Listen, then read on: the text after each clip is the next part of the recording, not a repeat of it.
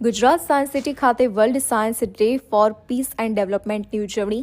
ગુજરાત રાજ્યના વિજ્ઞાન અને પ્રૌદ્યોગિકી તથા વન, પર્યાવરણ તથા ક્લાઇમેટ ચેન્જના માન્ય મંત્રી શ્રી અર્જુન મોઢવાડિયાના હસ્તે DIY સ્ટેમ કીટ અને ક્વોન્ટમ સાયન્સ 2025 બુકલેટનું લોકાર્પણ. Gujarat council of science city ખાતે world science day for peace and ડેવલપમેન્ટની ઉત્સાહપૂર્વક ઉજવણી કરવામાં આવી. આ પ્રસંગે ગુજરાત રાજ્યના વિજ્ઞાન અને ટેકનોલોજી તથા વન, પર્યાવરણ અને ક્લાઇમેટ ચેન્જ વિભાગના મંત્રી શ્રી અર્જુન મોઢવાડિયા ખાસ ઉપસ્થિત રહ્યા હતા. આ ઉપરાંત સાયન્સ સિટીના એક્ઝિક્યુટિવ ડિરેક્ટર શ્રી વિમલ પટેલ તથા કાર્યક્રમમાં ઉપસ્થિત રહ્યા હતા. કાર્યક્રમની શરૂઆતમાં શ્રી અર્જુન મોઢવાડિયાએ international year of quantum science 2025 booklet અને ધોરણ 9ના અભ્યાસક્રમ અનુસાર વિદ્યાર્થીઓ માટે ડાય સ્ટેમ કીટનું વિમોચન કર્યું. મંત્રીશ્રીએ વર્લ્ડ સાયન્સ ડેના મહત્વ પર પ્રકાશ પાડતા કહ્યું કે વિજ્ઞાન એ શાંતિ અને વિકાસનો મુખ્ય આધારસ્તંભ છે. તેમણે વૈશ્વિક સ્તરે તેમજ ભારત અને ગુજરાતમાં વિજ્ઞાન ક્ષેત્રે થયેલી પ્રગતિની વિગતવાર ચર્ચા કરી.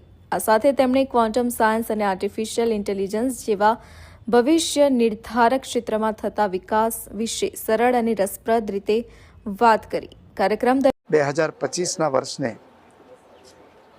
International quantum science and technology વર્ષ તરીકે ઉજવવાનું નક્કી કર્યું છે. એ પ્રસંગે આજે સાયન્સ સિટી ખાતે બાળકો સાથે સ્ટેમ વિષયો અને સાયન્સ અને ટેકનોલોજી વિષયો ઉપર સંવાદ કર્યો અને બાળકોમાં રહેલી ક્ષમતાઓ છે